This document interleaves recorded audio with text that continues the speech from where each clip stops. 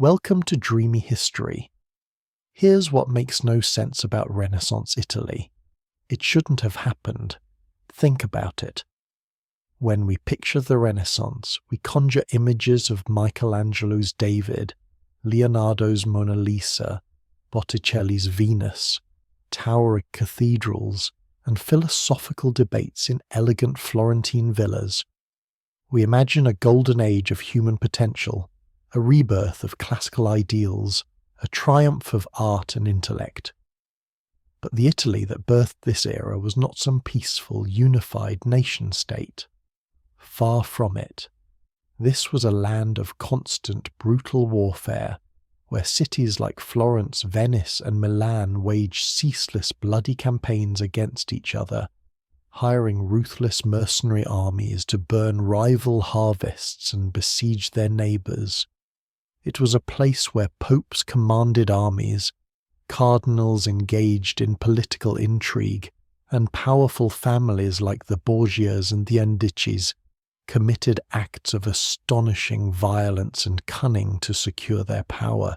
How could such profound beauty, such groundbreaking innovation, such an explosion of human creativity emerge from this chaotic, often morally ambiguous, and deeply fractured landscape?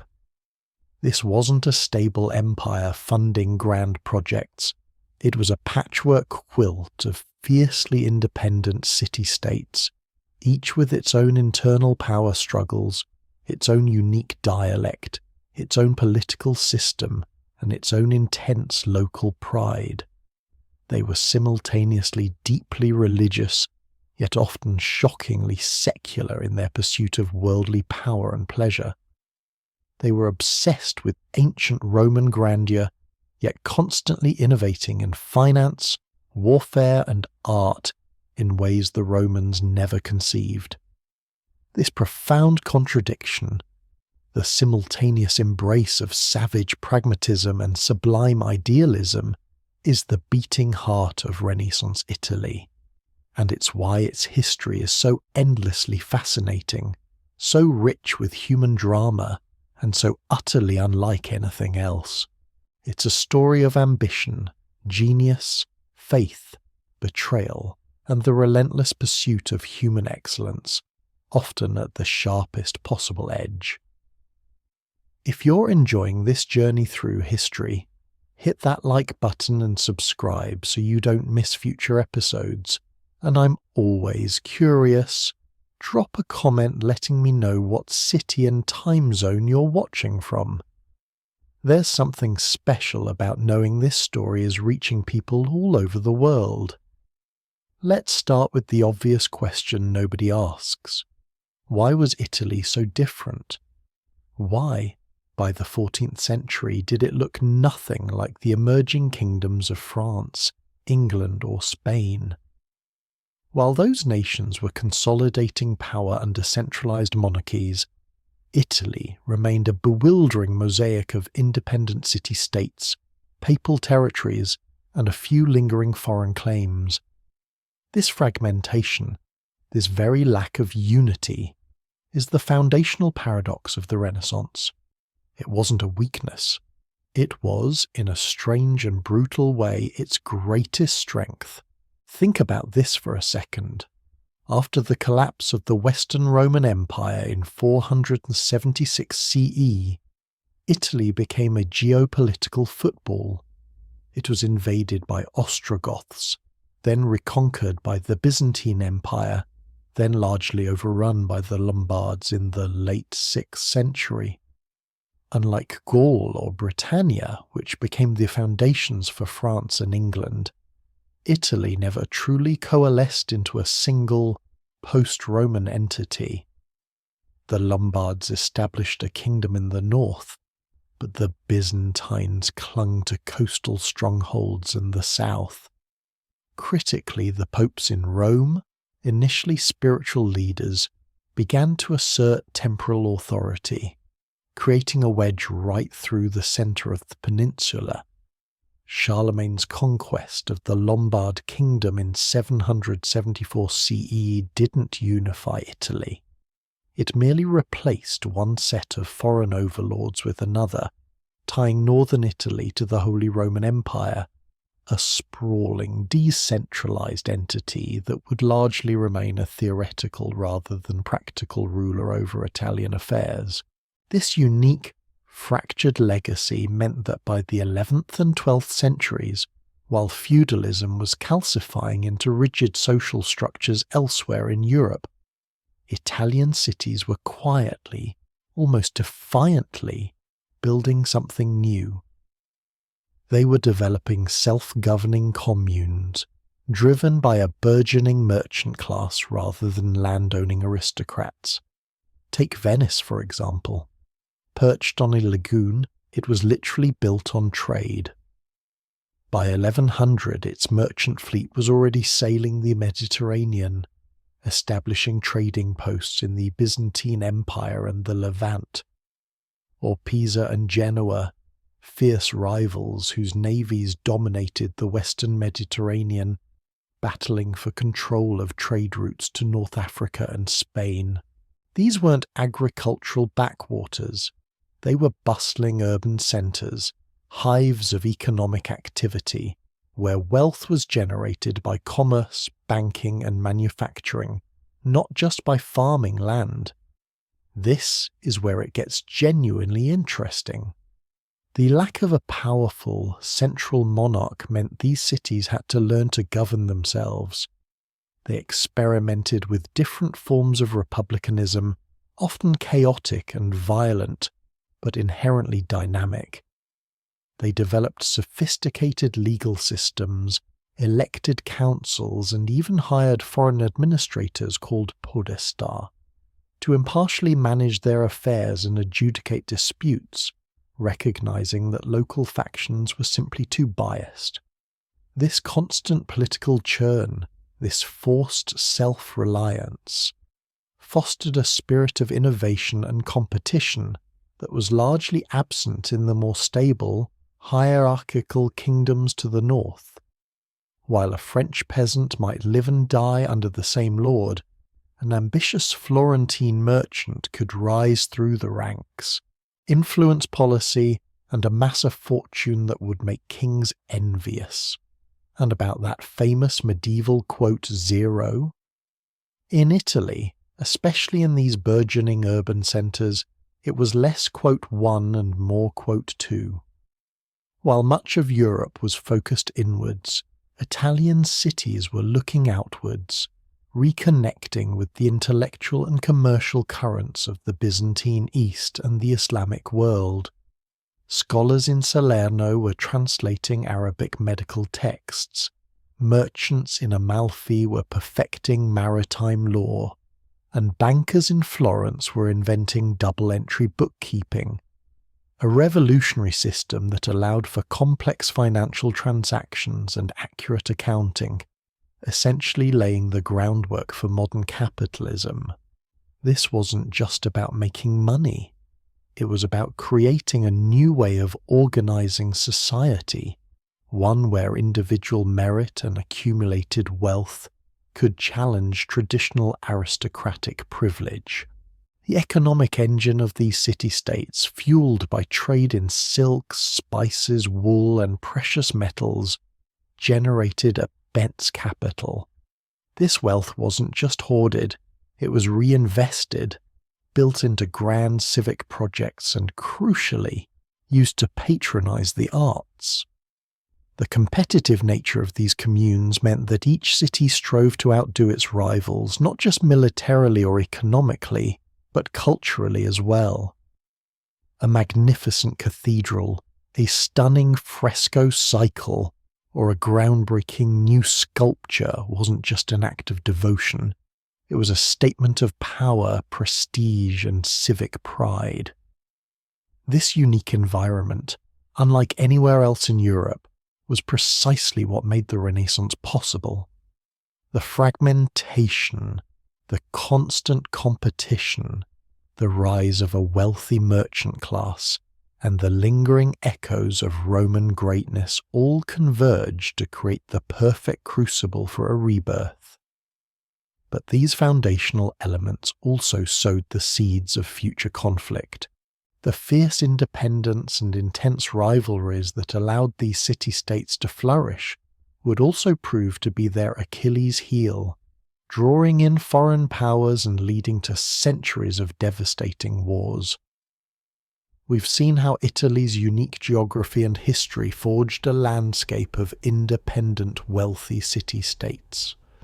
In the next chapter, we'll dive into the specific dynamics of these early powerful players, Florence, Venice, and Milan, and explore how their internal politics and external ambitions truly began to shape the era we now call the Renaissance. And we're only getting started.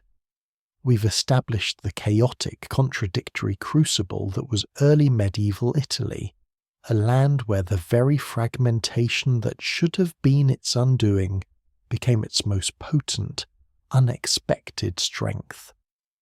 This patchwork quilt of fiercely independent city-states, each a tiny, self-contained universe of ambition and innovation, was quietly, relentlessly, building something extraordinary. But to truly grasp the Renaissance, to feel the pulse of its genesis, we need to dive into the specific dynamics of its most brilliant, often brutal stars. Let's start with Florence. Florence. Even today, the name conjures images of artistic perfection, of soaring domes and sculpted marble. But what was Florence really like in the centuries leading up to the Renaissance? We tend to romanticize it, don't we? We forget the grime, the incessant political squabbling, the sheer, ruthless drive for wealth and power that underpinned all that sublime beauty. Florence, nestled in the heart of Tuscany, wasn't born a powerhouse. It rose through sheer mercantile grit and a profound, almost obsessive commitment to civic identity. By the 12th and 13th centuries, Florence was a hive of economic activity, driven by two primary engines: wool and banking. The Arno River, which we now see as a picturesque backdrop, was then a working artery, powering mills, carrying goods, and fueling an industry that transformed raw fleece into the finest textiles in Europe.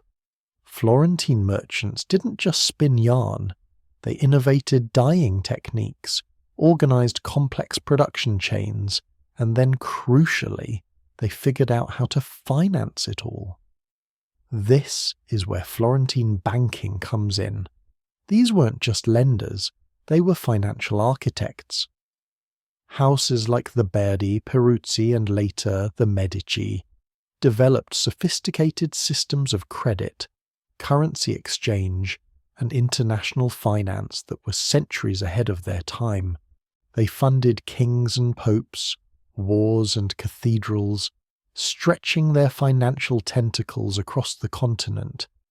Think about it. A small city, landlocked, yet wielding financial power that dictated the fates of empires. This wasn't just wealth, it was leverage, and it meant that vast sums of capital were accumulating in the hands of a burgeoning, ambitious merchant class. But Florence was also a hotbed of political ferment. Its republican ideals, while inspiring, were perpetually tested by internal factions.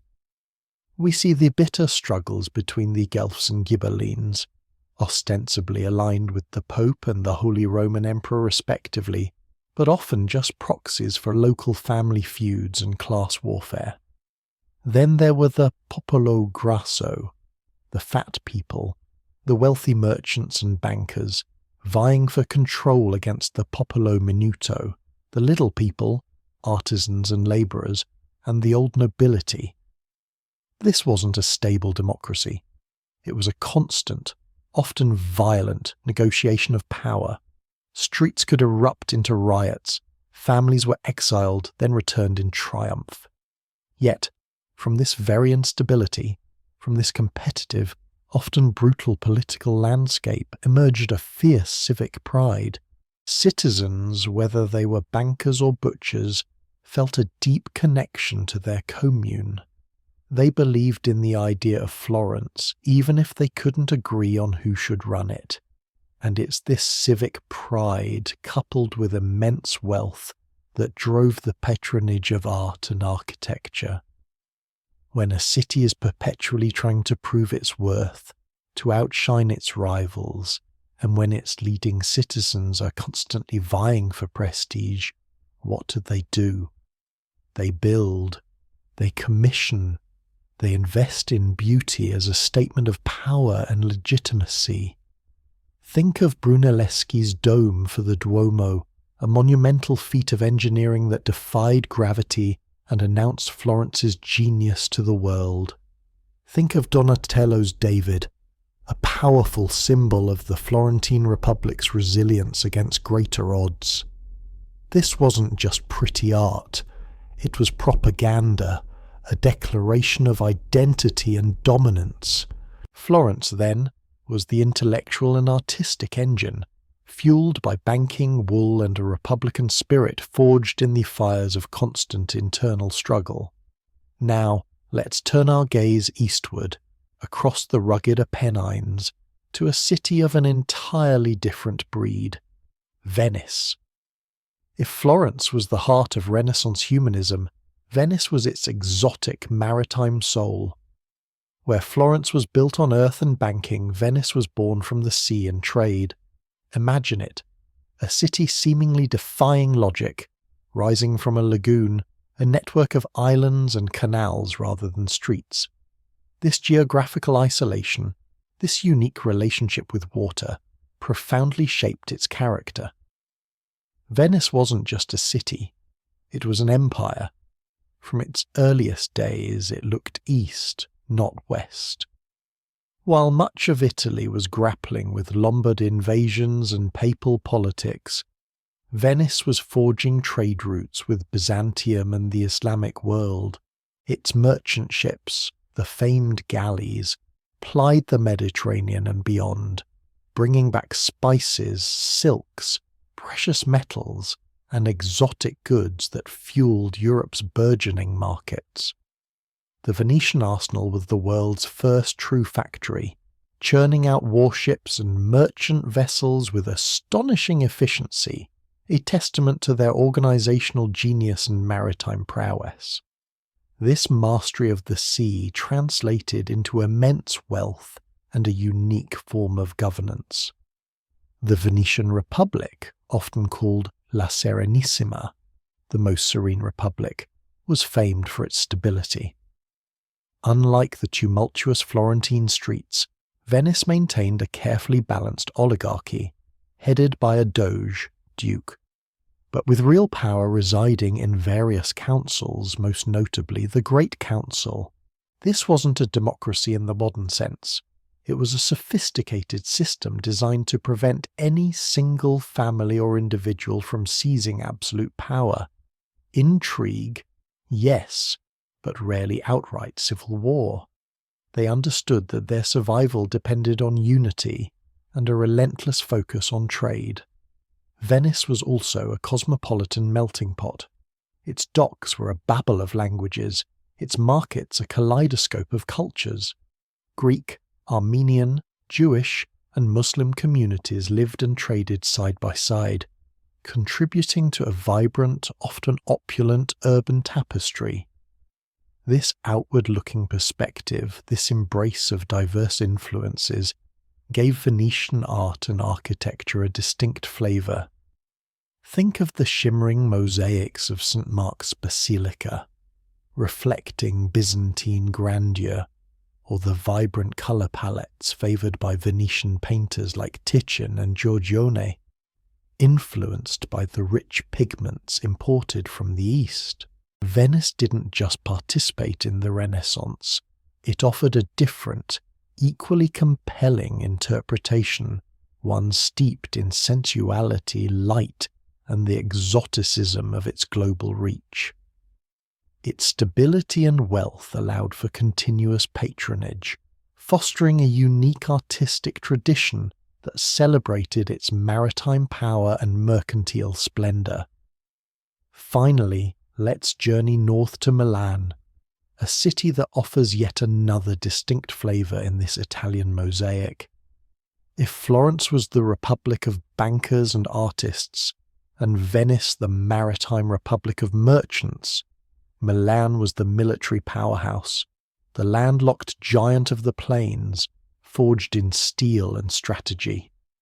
Its strategic location at the crossroads of major alpine passes made it a crucial nexus for trade routes connecting Italy with northern Europe, but also a perennial target for invasion. Milan's history is less about republican ideals and more about the rise of powerful lords, the signori. While other cities experimented with communal self-governance, Milan often gravitated towards strong, centralized rule. By the 13th and 14th centuries, families like the Visconti and later the Sforza transformed Milan into a formidable duchy, a military state par excellence. They commanded vast armies, often comprised of mercenaries, and dominated much of Lombardy. Their wealth wasn't just from trade. It came from controlling fertile agricultural lands, from manufacturing, especially armaments, and from their strategic position that allowed them to levy tolls and taxes on goods passing through. The Milanese lords were ruthless, ambitious, and incredibly effective rulers. They understood power in its rawest form. They built magnificent castles, fortified their cities, and engaged in constant warfare with their neighbours, including Florence and Venice. This wasn't just about territory, it was about prestige, about asserting dominance in a fiercely competitive landscape. And like their counterparts in Florence and Venice, these powerful families were also lavish patrons of the arts. They understood that grand architecture, magnificent frescoes, and intricate courtly life were essential tools for projecting their power and legitimacy. Think of the sheer scale of the Milan Cathedral, a project that spanned centuries, or the artistic genius drawn to their courts, like Leonardo da Vinci, who spent years in Milan under the patronage of Ludovico Sforza, creating masterpieces like The Last Supper and designing military engines. Milan then represents the more autocratic, militaristic face of Renaissance Italy. Its contribution wasn't in pioneering republicanism or maritime trade, but in demonstrating how immense wealth and centralized power, even if achieved through less democratic means, could also fuel an artistic and intellectual explosion. The Medici of Florence might have been cunning bankers, but the Sforza of Milan were warrior princes, and their patronage reflected a different kind of ambition, one of grandiosity, military might, and dynastic legacy. So we have these three titans, Florence, Venice, and Milan, each pursuing their own distinct path, each developing unique political structures, economic engines, and cultural expressions. What we see, then, is not a unified Renaissance Italy, but a dazzling constellation of competing, collaborating, and often warring city-states. This fragmentation, this relentless internal competition, this drive to outdo one another in wealth, power, and beauty, created a perfect crucible. It meant that innovation, whether in finance, governance, or art, wasn't just encouraged, it was demanded. This is the profound paradox we keep returning to. From a land perpetually fractured, from a society often brutal and pragmatic, emerged an era of unparalleled human creativity. The very absence of a unifying central authority, the very necessity for each city to define and defend itself, pushed them to extraordinary heights. They were forced to be self-reliant, innovative, and constantly striving. And in that striving, in that relentless pursuit of glory and gain, they inadvertently forged the conditions for the Renaissance. But, as we'll see, this very strength, this glorious fragmentation, also contained the seeds of its ultimate vulnerability, laying Italy open to the predations of larger, more unified European powers waiting in the wings.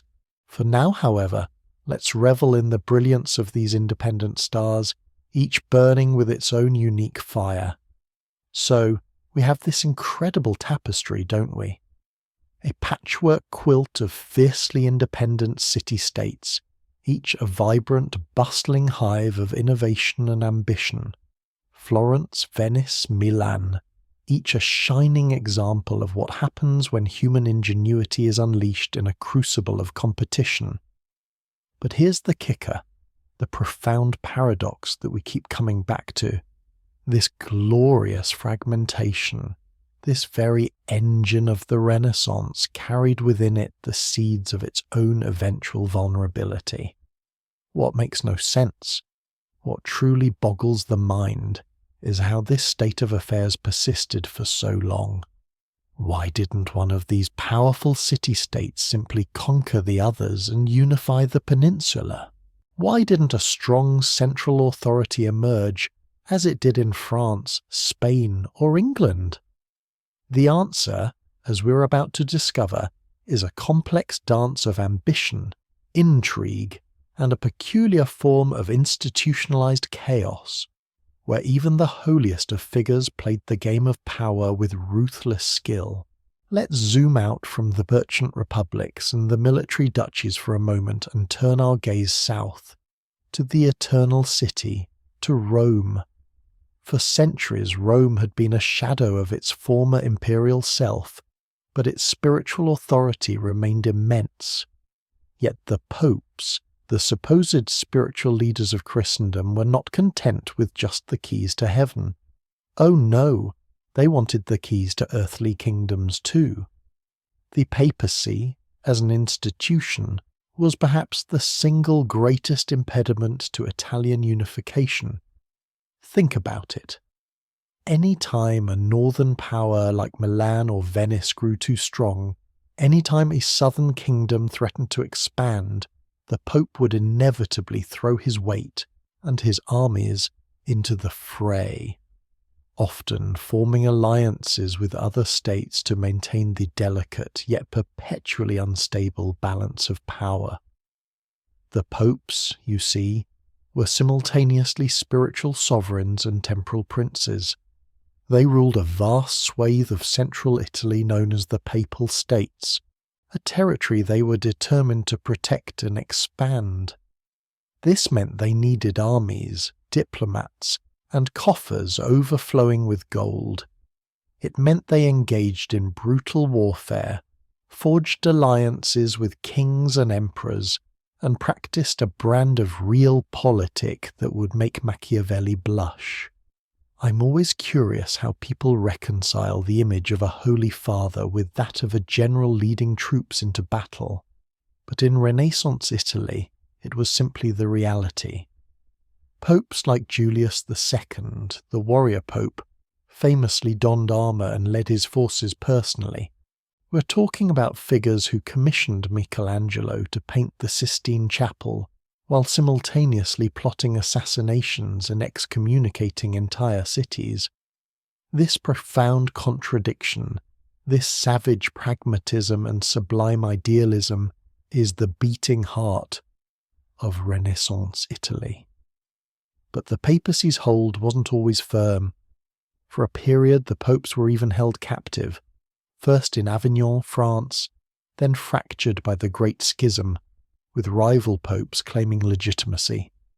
This weakened their temporal authority, allowing local lords and powerful Roman families to assert control. When the popes finally returned to Rome and began to reassert their power in the 15th century, they did so with a vengeance. They had to consolidate their unruly territories, subdue rebellious barons, and establish their dynasty just like any other ruling family. This meant they needed to be ruthless, cunning, and often violent.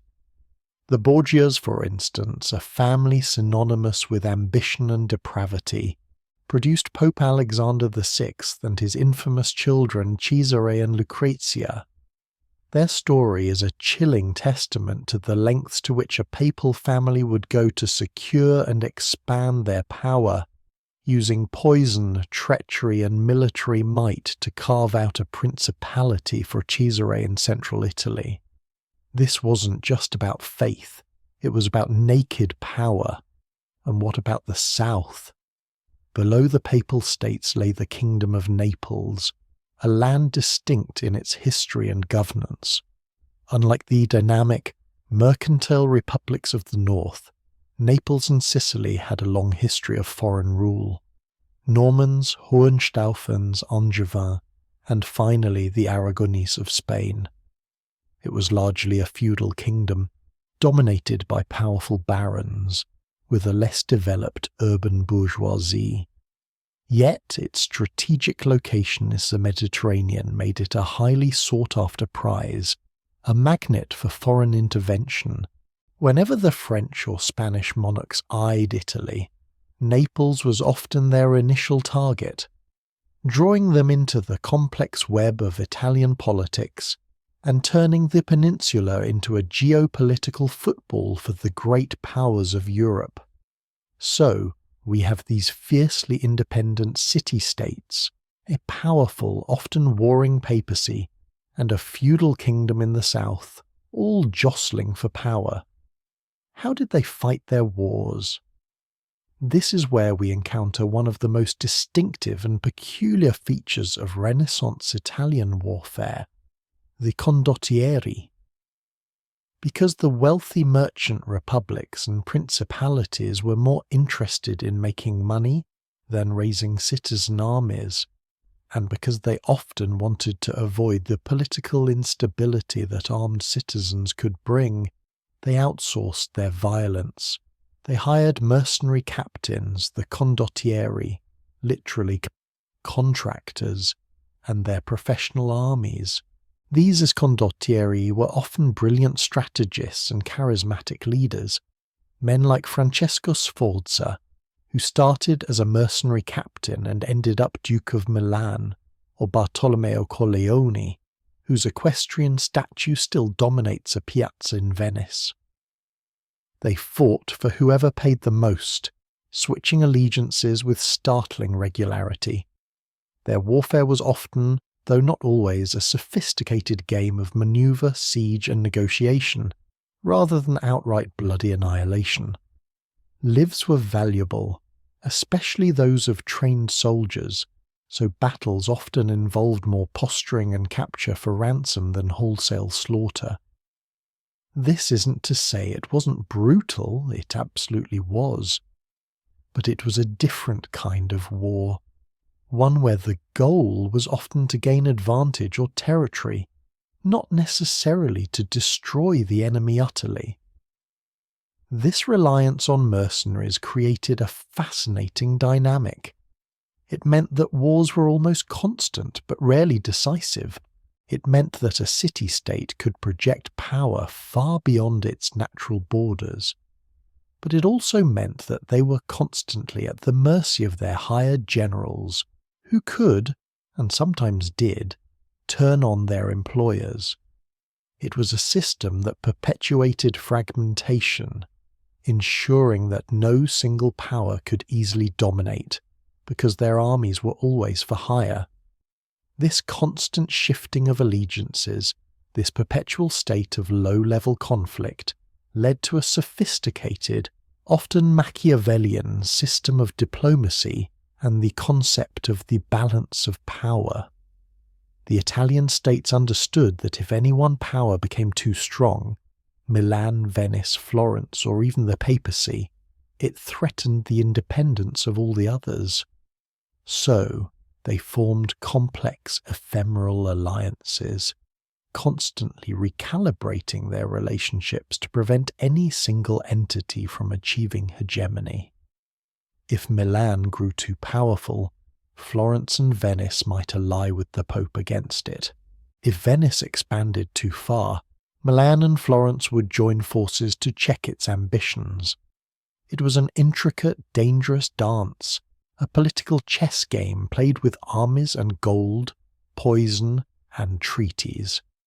The Peace of Lodi in 1454, for example, attempted to formalize this balance, creating a fragile equilibrium between the five major powers: Milan, Venice, Florence, the Papal States, and the Kingdom of Naples. For a few decades, it brought relative peace and stability, allowing the artistic and intellectual flowering of the High Renaissance to truly blossom. But beneath the surface, the rivalries simmered, the ambitions remained unchecked, and the alliances were always provisional. Within many of these city-states, especially in the north, we also see a gradual shift in governance. While Florence clung to its republican ideals, at least on the surface, many other communes, initially governed by councils of citizens, eventually fell under the sway of powerful families or individuals. These were the signori, the lordships. The Visconti and later the Sforza in Milan are prime examples. The Este family in Ferrara, the Gonzaga in Mantua, the Montefeltro in Urbino.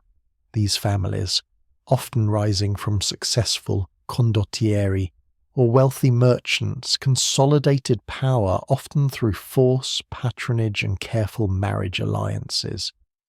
They transformed their cities into dynastic principalities, ruling with absolute authority.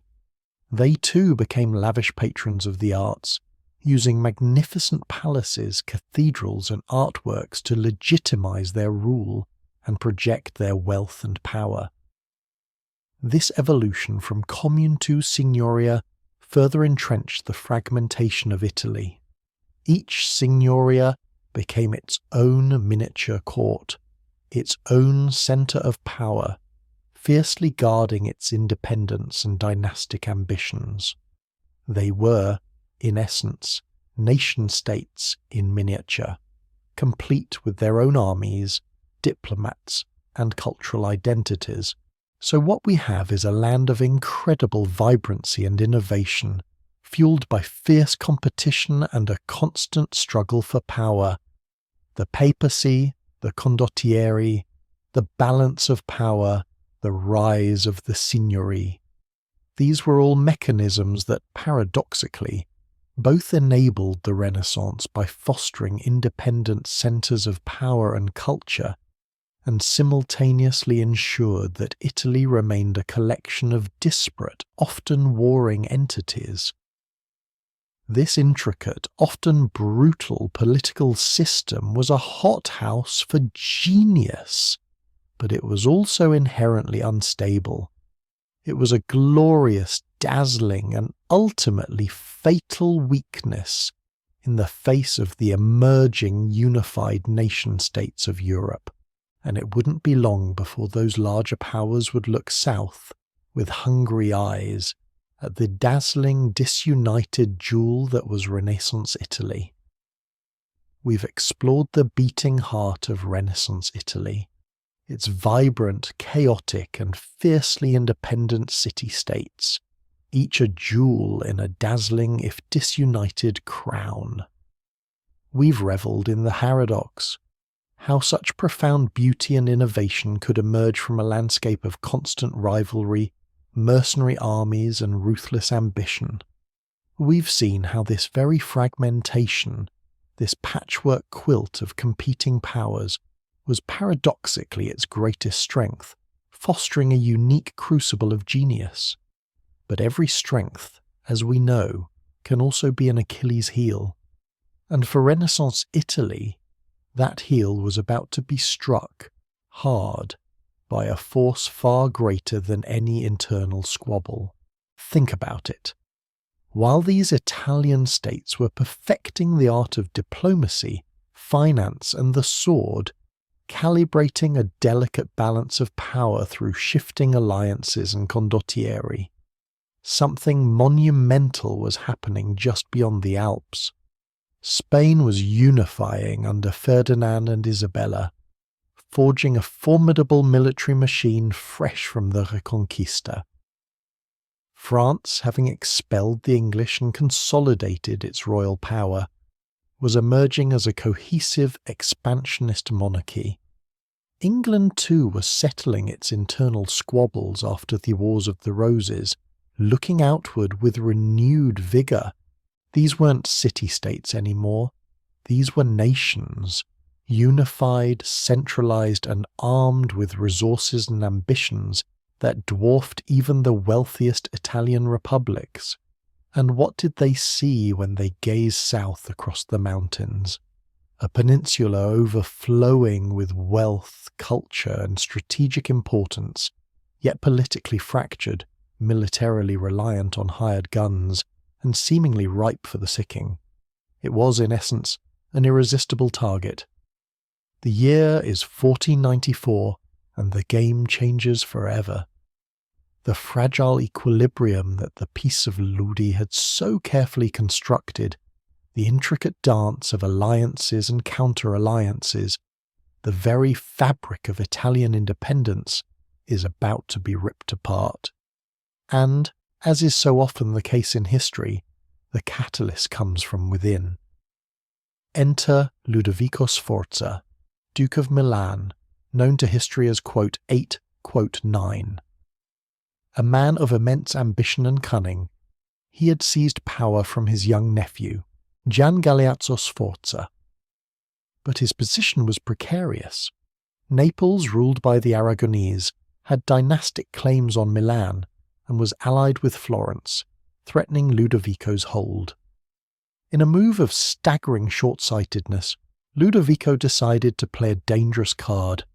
He invited Charles VIII, the young, impetuous King of France, to assert his ancient Angevin claim to the Kingdom of Naples.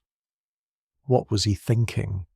Did he truly believe he could summon a dragon into his garden and then simply command it to leave when it had served its purpose? Perhaps. The Italian states had for centuries used foreign powers as pawns in their own intricate chess matches.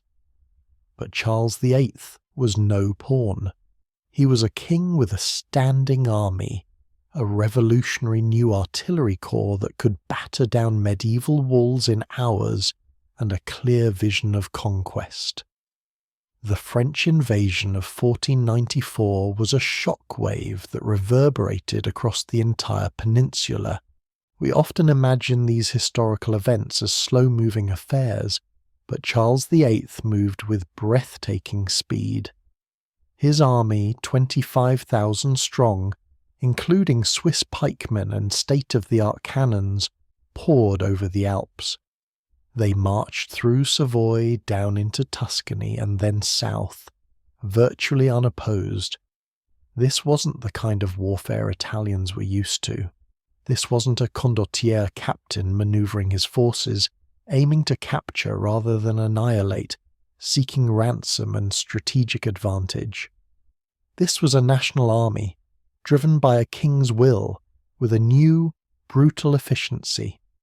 City after city fell, often without a fight, simply overwhelmed by the sheer scale and destructive power of the French forces. Florence, ever the Republican hotbed, reacted with its characteristic volatility. The ruling Medici, led by Piero di Lorenzo de' Medici, son of the magnificent Lorenzo, made a disastrous attempt to negotiate with Charles VIII, conceding key fortresses and access. The Florentines, enraged by their leader's cowardice and submission, rose up. The Medici were expelled once again, and Florence briefly restored its republic, igniting a fervent, if ultimately doomed, period of civic self-governance under the influence of the firebrand preacher Girolamo Savonarola. We'll delve into that fascinating, fiery episode later, but for now, understand its immediate cause: the arrival of Charles VIII. The French king swept through Rome, where Pope Alexander VI, the infamous Borgia Pope, was forced to grant him passage, effectively ceding his temporal authority. Imagine the humiliation, the sheer terror of the papacy, accustomed to playing kingmaker, now bowing before a foreign monarch whose army camped outside its gates. Alexander VI, ever the pragmatist, survived by manoeuvring, making promises and then breaking them, but the message was clear.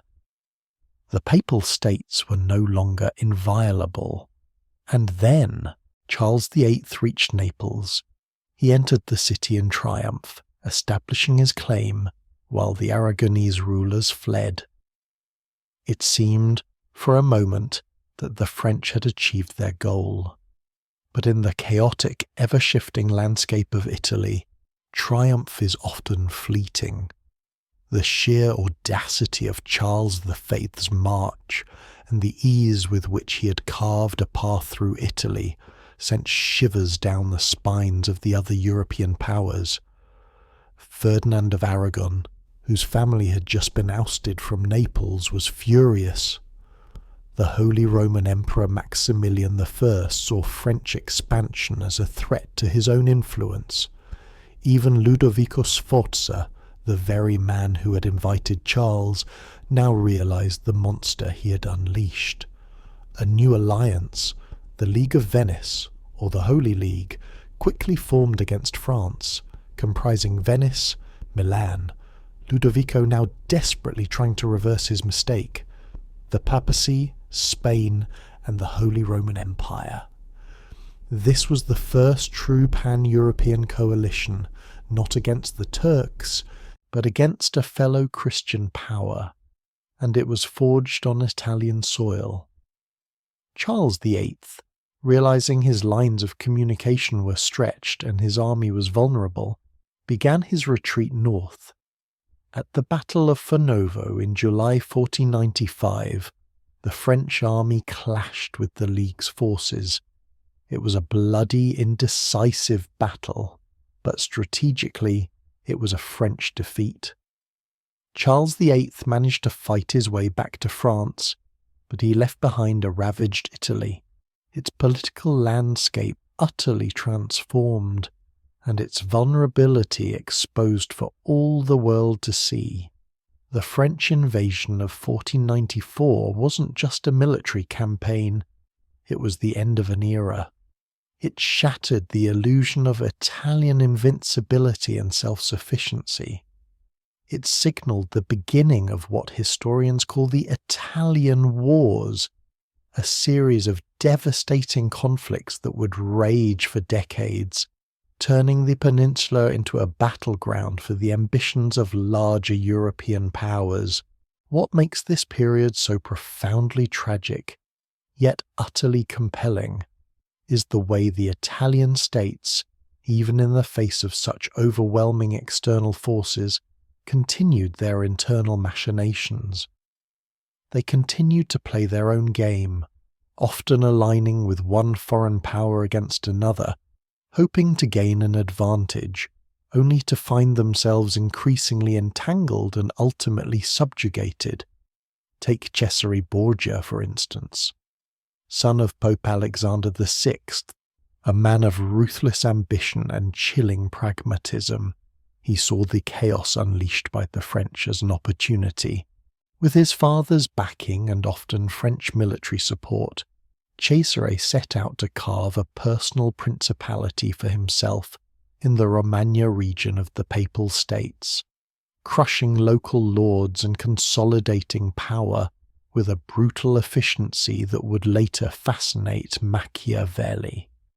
He was a product of Italian ingenuity and ruthlessness, but his rise was inextricably linked to the presence of foreign armies, his power often borrowed from the very forces that were dismantling Italian independence. And so, as the 15th century drew to a close and the 16th dawned, Italy became a geopolitical football. kicked back and forth between the French and the Spanish. Louis XII of France, Charles VIII's successor, launched a second invasion, this time aiming for Milan, claiming it through his grandmother Valentina Visconti. He quickly conquered the duchy, capturing and imprisoning Ludovico Sforza, the very man who had opened the floodgates. Then Louis turned his attention to Naples, leading to a direct clash with Ferdinand of Aragon, ushering in years of brutal large-scale warfare across the south. This wasn't a temporary setback. This was a fundamental shift. The era of the condottieri was fading, replaced by the clash of massive professional, national armies.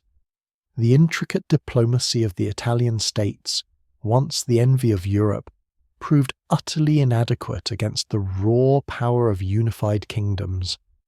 The very wealth that had fueled the Renaissance, the towering cathedrals, the priceless art, the innovative banking systems, all now served as an irresistible lure, a glittering prize for the rapacious appetites of emerging empires.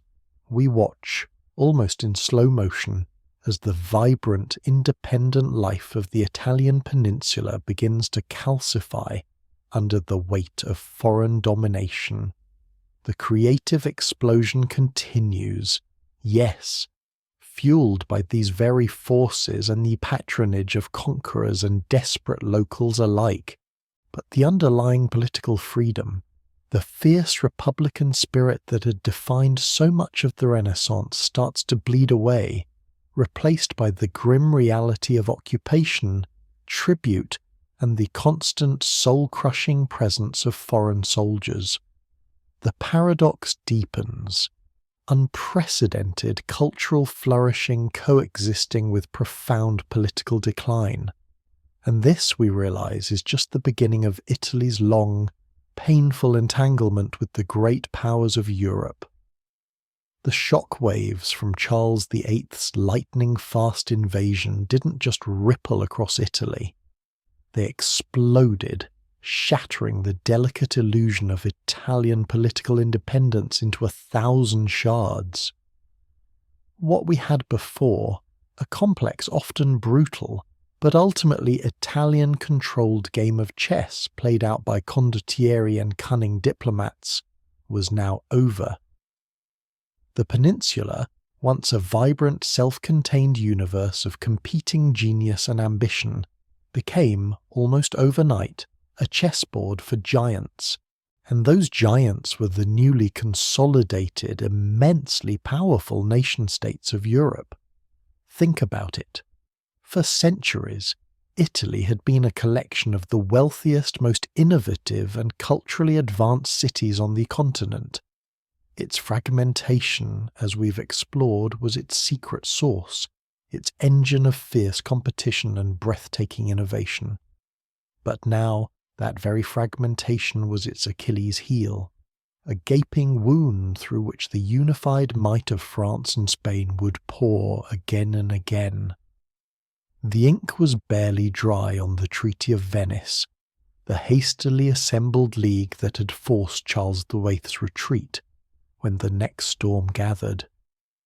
France, having tasted the riches of Italy, wasn't about to forget the feast. Charles VIII might have been repelled, but the precedent was set.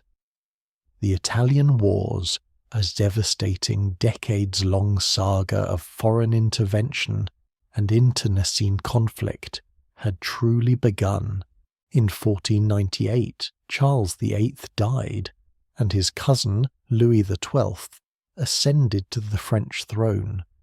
Louis was no less ambitious and perhaps even more strategically minded than his predecessor. He inherited Charles's claim to Naples, but he also pressed an even more immediate and potent claim to the Duchy of Milan through his grandmother, Valentina Visconti. Remember the Visconti, those ruthless lords who had once dominated Milan. That ancient lineage now gave Louis XII a pretext to invade, and he wasted no time. In 1499, French armies, now even better organised and equipped, swept into Lombardy. Ludovico Sforza, quote 11, the very Duke of Milan who had so foolishly invited Charles VIII years earlier, found himself utterly outmatched. His condottieri forces, accustomed to the stylized, often indecisive skirmishes of Italian warfare, were no match for the professional heavily armed French infantry and artillery. Milan fell swiftly. Ludovico was captured and eventually died in a French prison, a chilling testament to the new geopolitical reality. The Duchy of Milan, one of Italy's greatest powers, was now a French possession. Can you imagine the terror that rippled through the other Italian states? Milan, a fortress, a powerhouse, had succumbed with such ease. It was a stark, brutal lesson. The era of localized power struggles was over. This was total war, waged by nations with vast resources and a terrifying indifference to Italian sovereignty. Louis XII, not content with Milan, then turned his gaze south, reviving the French claim to Naples. But this time, he had a rival, Ferdinand II of Aragon, a cunning and formidable monarch who had unified Spain, was not about to let France monopolize the rich south. He too had claims to Naples, rooted in earlier Aragonese conquests. What followed was a brutal clash between two emerging European superpowers on Italian soil. The French and Spanish armies, employing advanced tactics and gunpowder weapons, fought fiercely, reducing towns to rubble and devastating the countryside. By 1504, after a series of decisive Spanish victories, Naples and Sicily were firmly under Spanish control. So within a decade of Charles VIII's first invasion, Italy's two most strategically vital regions, the wealthy north, Milan, and the fertile south, Naples, were carved up by foreign powers. The once proud city-states were now caught in a nightmarish game of alliances, forced to choose sides, their fates determined by treaties signed in distant European capitals. But amidst this escalating chaos, a truly extraordinary figure emerged from the heart of the Church, Pope Julius II. If you thought the Borgias were ruthless, prepare yourself. Julius II, born Giuliano della Rovere, was less a spiritual leader and more a force of nature, a general in a papal tiara. He was the warrior pope, and his ambition was as vast as it was singular: to restore and expand the temporal power of the papal states, to drive foreign barbarians out of Italy, and to establish the papacy as a dominant political force. Julius II was a man of action, not contemplation. He rode into battle in full armour, leading his troops. He swore, he stormed, he schemed with a ferocity that would make Machiavelli blush. His pontificate, 1503 to 1513, was a whirlwind of military campaigns and diplomatic manoeuvring. He saw the French in Milan, the Spanish in Naples, and the Venetians encroaching on papal territories in the Romagna, and he was determined to push them all back. His first major target, Venice. The Venetian Republic, ever the shrewd opportunist, had taken advantage of the general Italian disarray to expand its mainland empire, terra firma, seizing territories that Julius considered rightfully papal. This was an affront the warrior pope would not tolerate. In 1508, he orchestrated the League of Cambrai, an astonishing coalition that included France, Spain, the Holy Roman Empire, and several minor Italian states, all united against Venice, Can you imagine the sheer audacity? A pope uniting the great powers of Europe to crush one of Italy's own. It perfectly illustrates the cynical pragmatism that defined the era. The League of Cambrai was a catastrophe for Venice. At the Battle of Agnadello in 1509, the Venetian army was utterly annihilated by the French, a defeat so profound it threatened the very existence of the Republic. Venice lost almost all of its terra firma possessions. Its myth of invincibility was shattered. Yet, Venice, with its deep coffers and unparalleled maritime strength, proved incredibly resilient. Through a combination of brilliant diplomacy, strategic concessions, and a fierce popular resistance on its remaining mainland territories, it managed to claw its way back from the brink, recovering much of its lost land, though never quite regaining its former dominance. It was a testament to the enduring spirit of the Italian city-states, even when facing a united Europe. But Julius II wasn't done. Having humbled Venice, he immediately pivoted, his gaze now fixed on the French. He had used them to weaken Venice, and now he saw them as the greatest threat to Italian freedom and papal power. In 1511, he formed the Holy League, this time bringing together Spain, the Holy Roman Empire, England, and Venice itself, his former enemy, against France. It was a dizzying display of realpolitik, a masterclass in shifting alliances. The Holy League's objective was clear: drive the French out of Italy. This led to more brutal warfare. The French, under the brilliant young general Gaston de Foix, initially achieved stunning victories, most notably at the Battle of Ravenna in 1512, one of the bloodiest battles of the Italian wars. But de Foix was killed, and the tide slowly turned. By 1513, the French were largely expelled from Milan and much of Italy. Ludovico Sforza's son, Massimiliano, was briefly restored to the duchy, but it was a puppet regime propped up by Swiss mercenaries and the Holy League. Meanwhile, Florence, caught in the cross-currents of these great power struggles, experienced its own dramatic reversals. The Republican government, which had expelled the Medici after Charles VIII's invasion, and fallen under the sway of the fiery preacher Girolamo Savonarola, who we'll delve into in more detail later, believe me, he's a story in himself, was itself unstable. After Savonarola's execution in 1498, Florence struggled to maintain its independence amidst the shifting alliances. When the Holy League defeated the French, the Medici, backed by papal and Spanish forces, returned to Florence in 1512, re-establishing their rule and crushing the Republican experiment. It was a harsh lesson for the Florentines. Even their cherished liberty could be dictated by foreign armies. All of this, the invasions, the leagues, the battles, the shifting allegiances, was playing out on the very soil that was simultaneously producing some of the greatest art and thought humanity has ever known. This is the profound, almost unbelievable paradox of Renaissance Italy. We're talking about the years when Leonardo da Vinci was painting the Mona Lisa, Michelangelo was sculpting David and painting the Sistine Chapel ceiling, and Raphael was creating his masterpieces in the Vatican.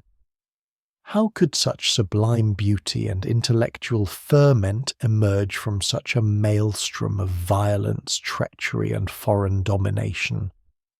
It's a question that haunts us, isn't it? The answer lies in the sheer momentum of the Renaissance, the deep roots of its cultural and economic infrastructure, and perhaps in the very nature of human creativity itself, finding expression even or especially in times of profound crisis. The patronage continued, albeit often from foreign rulers or popes like Julius II, who, despite his martial prowess, was also a magnificent patron of the arts, commissioning Michelangelo for the Sistine Chapel. The intellectual energy, once unleashed, was not easily extinguished. Yet, the price was devastating. The Italian wars brought unprecedented levels of destruction. Towns were sacked, populations massacred, crops burned. The condottieri system, with its relatively contained and often bloodless engagements, was replaced by massive national armies, driven by imperial ambitions, who brought with them new, more destructive weaponry and a willingness to wage total war. The wealth of Italy, once its greatest asset, now made it the most coveted prize, a glittering jewel to be fought over, plundered, and ultimately subjugated. By the time Julius II died in 1513, he had achieved many of his goals. The Papal States were stronger, and the French were temporarily out of Italy. But he hadn't truly driven the barbarians out. He had merely reshuffled the deck, playing them against each other. Spain remained firmly entrenched in the south, and the stage was set for the next, even more brutal phase of the Italian wars. The focus would soon shift to the epic rivalry between two new colossal figures on the European stage, Francis I of France and the young ambitious Holy Roman Emperor Charles V. And Italy, tragically, would remain their primary battleground. The brilliant, fragmented nation that had given the world the Renaissance was rapidly becoming a pawn in a much larger, darker game. The freedom that had fueled its genius was slowly, inexorably slipping away. The ink was barely dry on Pope Julius II's audacious treatise, the echoes of his warrior pope campaign still reverberating across the peninsula, when a new, far more formidable storm began to gather on Italy's horizon. We've seen Italy as a battleground, a chessboard where the great powers of Europe moved their pieces. But now, the players themselves were about to become giants, their ambitions so vast they threatened to swallow the entire continent, with Italy caught squarely in their maw. Who were these new titans? On one side, Francis I of France, a young, charismatic and intensely ambitious monarch, crowned in 1515. He was a man of the Renaissance himself, a patron of the arts, a lover of chivalry, but also a ruthless pragmatist determined to assert French dominance in Europe. And for Francis, that meant one thing above all else: Milan. The Duchy of Milan, with its strategic location and immense wealth, remained the glittering prize, the key to French prestige and power in Italy.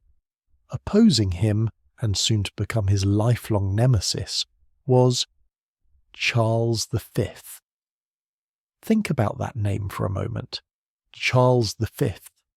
By the time he was elected Holy Roman Emperor in 1519, he already controlled a bewildering mosaic of territories: Spain, the Netherlands, Austria, Bohemia, Hungary, Burgundy, and, crucially for our story, the Kingdom of Naples and Sicily. He was a Habsburg, inheriting a vast, sprawling empire that encircled France and stretched across the globe. Charles V wasn't just a king, he was an emperor in the classical sense, dreaming of a universal monarchy, a unified Christian Europe under his benevolent, or not so benevolent, rule. And for Charles, Italy was not just a prize, it was the strategic heart of his empire, the bridge between his Spanish and German domains, the spiritual seat of Christendom. So, here we have it, two colossal figures each driven by immense ambition, each commanding resources unprecedented in European history, both fixating on the same fragmented, vulnerable, and culturally incandescent land. Italy wasn't just a football anymore. It was the very ground upon which two titans would clash, with devastating consequences for its fragile independence. Francis I wasted no time. Freshly crowned, he immediately set his sights on Milan, which was then under the rule of Massimiliano Sforza, protected by Swiss mercenaries, formidable fighters, but perhaps overconfident after their recent successes. What happens next is a pivotal moment in military history, a battle that shook Europe and announced the arrival of a new era of warfare. We're talking about the As Diwam, Battle of Marignano in 1515. Picture this: Francis I leading a massive French army, including heavy cavalry and a revolutionary new force, powerful artillery. They met the Swiss mercenaries outside Milan. For 2 days the battle raged, a brutal, grinding meat grinder of a fight. The Swiss, famous for their pike formations, initially held their own, but they were ultimately overwhelmed by the sheer destructive power of the French cannons and the shock charges of the French heavy cavalry. It was a decisive French victory, a bloodbath that forever changed the perception of Swiss invincibility. Marignano was a profound shock. It demonstrated that disciplined infantry, no matter how brave, could not stand against the combined might of artillery and heavy cavalry. Francis I marched triumphantly into Milan, re-establishing French control. The message was clear. France was back, and stronger than ever. The papacy, now under the cultured but politically pragmatic Dias and Pope Leo X, Giovanni de' Medici, quickly adapted. Seeing the writing on the wall, Leo VI, ever the diplomat and politician, met with Francis I. The result was the See Concordat of Bologna in 1516. This agreement effectively gave the French king significant control over appointments to the French church in exchange for papal recognition of French claims in Milan. It was a classic example of papal pragmatism, sacrificing a degree of spiritual autonomy for political stability and recognition. The Medici, once again, were playing the long game, even if it meant aligning with foreign powers. But the real game-changer came in 1519. With the election of Charles V as Holy Roman Emperor, this wasn't just another coronation, it was a geopolitical earthquake. Imagine France, now almost entirely surrounded by Habsburg lands, Spain to the south, the Netherlands and the Holy Roman Empire to the east. The stage was set for an epic, generations-long struggle, and Italy, once again, was the primary theatre. The inevitable clash began in earnest. The early years of the 1520s saw a seesaw of campaigns, with French and imperial forces battling for control of Milan. The papacy, Venice, and other Italian states tried to navigate this treacherous landscape, often shifting alliances, desperately trying to preserve their own interests in the face of overwhelming foreign power. Pope Leo II initially sided with Charles V, hoping to expel the French from Italy entirely, but he died suddenly, leaving his cousin, the equally politically astute but less decisive, Pope Clement VII, Giulio de' Medici, to inherit the escalating crisis. Then came the bend. Battle of Pavia in 1525. This was another seismic event.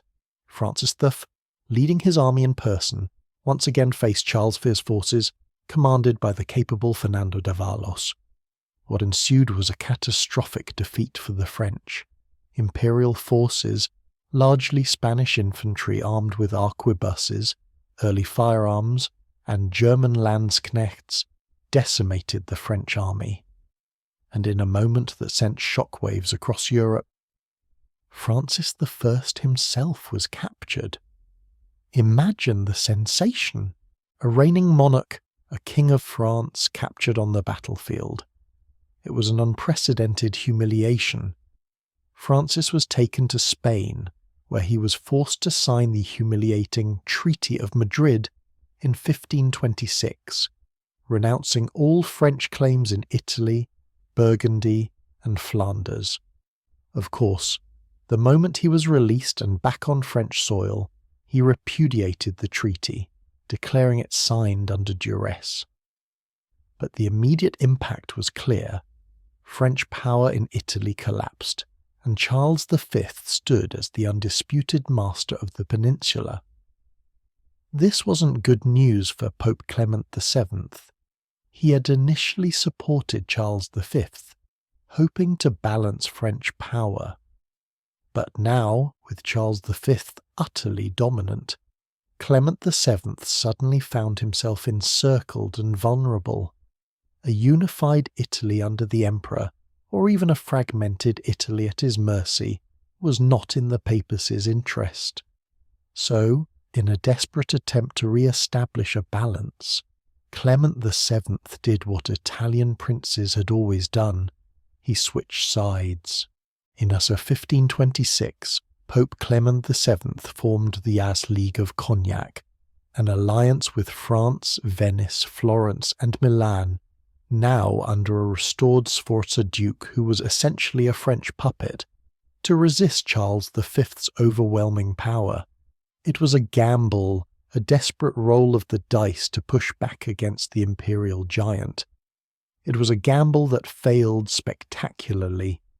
Charles V, furious at the Pope's perfidy, unleashed his armies. He had a massive force in Italy, largely composed of Spanish veterans and thousands of German Landsknechts. These Landsknechts were formidable, but they were also a volatile, often unruly bunch, many of them Lutheran Protestants with little love for the Pope or Catholic Rome. And crucially, they hadn't been paid in months. What happens next is one of the most shocking and devastating events in the entire history of the Renaissance, a trauma that would leave an indelible scar on Italy and on the Catholic Church itself. The sack of Rome in 1527. The imperial army, led by Charles III, Duke of Bourbon, a French renegade fighting for Charles V, was marching south, ostensibly to punish the Pope. But as they approached Rome, the Duke of Bourbon was killed by an arquebus shot. Some say by Benvenuto Cellini himself, though that's likely a romantic exaggeration.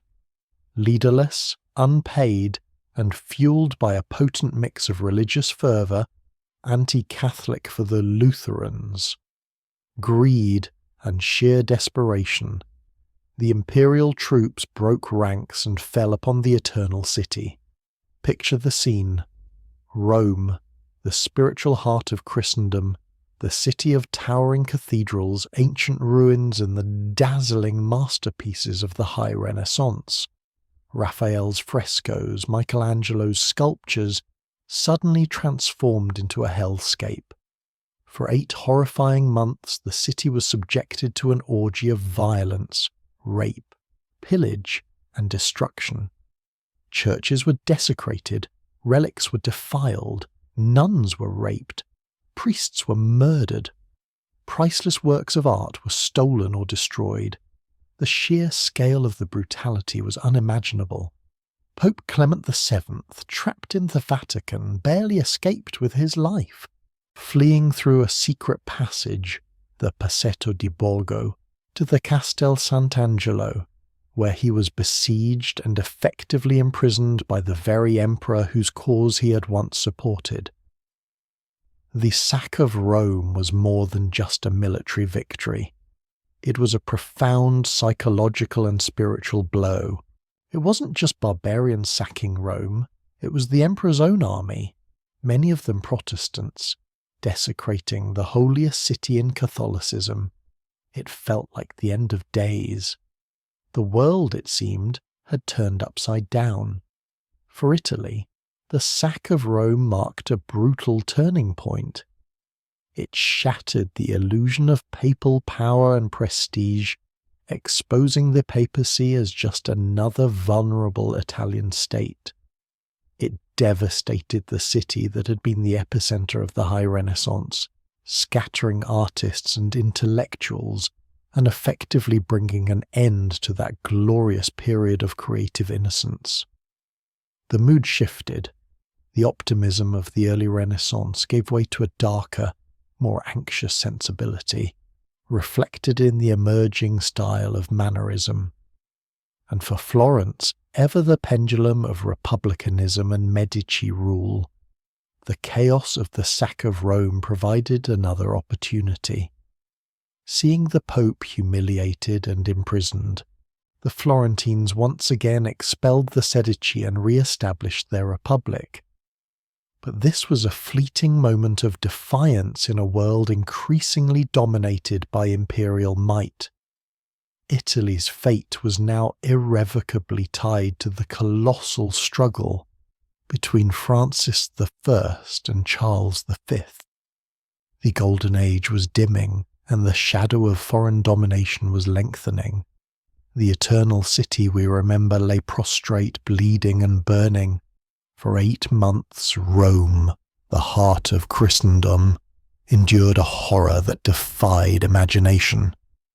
Unpaid, undisciplined imperial troops, a terrifying mix of Spanish tertios and German Landsknecht, many of them Lutheran, had not merely sacked a city, they had savaged a symbol, tearing at the very fabric of what it meant to be Rome. Churches were desecrated, relics plundered, cardinals held for ransom, and Pope Clement VII, a Medici, remained a virtual prisoner in Castel Sant'Angelo, watching his world crumble. It was, in every sense, the end of an era, a violent, ignominious close to the High Renaissance's brief, brilliant illusion of invincibility. What happens after such a cataclysm? When the dust settles and the stench of death begins to fade, someone has to pick up the pieces, and who was left to pick them up? The papacy, shattered and humiliated, and the emperor Charles V, whose troops had wrought this devastation, yet who still needed the Pope for legitimacy, for the great theatrical flourish of his own imperial coronation. This is where the paradox deepens, where the savage pragmatism of Renaissance politics grinds against the sublime idealism of its art. Even as Rome was being desecrated, even as its libraries were burned and its treasures melted down, the wheels of diplomacy, of power, of sheer survival continued to turn. Clement VII, stripped of his temporal prestige, had no choice but to negotiate. He eventually surrendered to Charles V, agreeing to pay a massive ransom, cede territories, and most tellingly to crown Charles V as Holy Roman Emperor. The man whose armies had brought the papacy to its knees would now receive its highest blessing. Think about that for a moment. It's a testament to the sheer, unblinking realism of the age, isn't it? The Church, though wounded, could not simply cease to be. It had to adapt, to survive, even if it meant bowing to the very power that had so brutally humbled it. But while the Pope made his uneasy peace, one defiant heartbeat still echoed across the peninsula. Florence, our intellectual engine, our artistic crucible, our often fractious republic. When news of the sack of Rome reached Florence, it ignited a familiar, potent spark. The Medici, who had been restored to power by the Holy League only 15 years prior, were once again expelled. The Florentines, ever proud of their republican heritage, saw their chance. They declared a new republic, the last gasp of true Florentine self-governance, a brave, desperate defiance against the gathering storm. For us looking back, it's a moment of profound, almost tragic beauty. This was Florence, the city of Michelangelo, of Machiavelli, of Brunelleschi, asserting its ancient liberties one last time. Michelangelo himself, that titan of the Renaissance, was among those who threw himself into the defence, designing fortifications, urging on the citizens. It wasn't just about walls and cannons, it was about an idea, an ideal of civic freedom that had defined Florence for centuries. Yet, even as Florence dared to dream of independence, the larger geopolitical chessboard was being reset. Charles V, the undisputed master of Europe after Pavia and the sack of Rome, needed to consolidate his gains. He needed to officially end the rivalry with Francis I of France, who, despite his capture, still harboured ambitions. And so, in 1529, two crucial treaties were signed, effectively sealing Italy's fate. First, the Treaty of Barcelona between Pope Clement VII and Charles V. This was the Pope's formal capitulation. In exchange for Charles V's promise to restore the Medici to Florence, a bitter pill for Clement, a Medici himself, but one he had to swallow to save his family's future and his own position, the Pope agreed to crown Charles V as emperor. He also granted Charles V significant concessions in Italy, effectively recognising Habsburg dominance. Then came the Treaty of Cambrai, often called the Ladies' Peace, because it was negotiated by Francis V's mother, Louise of Savoy, and Charles V's aunt, Margaret of Austria. This treaty was the formal truce between the two great rivals. Francis I renounced all his claims in Italy, Milan, Naples, Genoa, in exchange for the return of his sons, held hostage by Charles V since Pavia. This was it. The French, for the moment, were out. The stage was now clear for Charles V to exert his will. What does this mean for Italy? It means the game is over. The great powers have carved up the pie. The age of Italian city-states playing one European monarch against another, of maintaining a delicate balance through cunning diplomacy and mercenary armies, was drawing to a close. The fragmentation that had once been Italy's strength, fostering innovation and fierce independence, had now become its greatest vulnerability. It was now a prize to be won, a territory to be administered, not a collection of sovereign entities. And so, Charles V, with the Pope now his reluctant ally, turned his attention to the last defiant flicker, Florence. This city that had produced so much of the Renaissance's genius now stood alone against the might of the Holy Roman Empire, the papacy. The siege of Florence began in October 1529. For 11 months the Florentines, under the command of Francesco Ferrucci and the artistic guidance of Michelangelo, held out with incredible courage. They built new defences, they sallied forth, they endured starvation and disease. It was a desperate, heroic, and ultimately doomed struggle. We conjure images of Florence as the cradle of art and philosophy, but let's not forget the grit, the iron will, the raw courage that also coursed through its veins. This wasn't just a city of poets. It was a city of fighters prepared to die for its freedom. They knew what was at stake. They knew that if they fell, their ancient liberties would be extinguished, replaced by the heavy hand of foreign-backed princely rule. But even the most passionate resistance can only hold out for so long against overwhelming force. Betrayal, always a lurking shadow in Italian politics, played its part. Malatesta Baglioni, the commander of the Florentine forces, a condottiere, whose loyalty was always suspect, eventually opened the gates. In August 1530, Florence fell. The Republic was dismantled. The Medici, under Alessandro de' Medici, were restored, but not as mere citizens of a republic. Alessandro was appointed Duke of Florence by Charles V, transforming the ancient republic into a hereditary duchy, a de facto puppet state of the Habsburg Empire. The Bell of Liberty, which had rung for centuries in the Piazza della Signoria, was silenced. It's a sombre moment in our story, isn't it? The end of an ideal, the triumph of brute force over republican spirit, and then the final symbolic act, the coronation of Charles V in Bologna in February 1530. This wasn't just any coronation. It was the last time a Holy Roman Emperor would be crowned by a pope in Italy.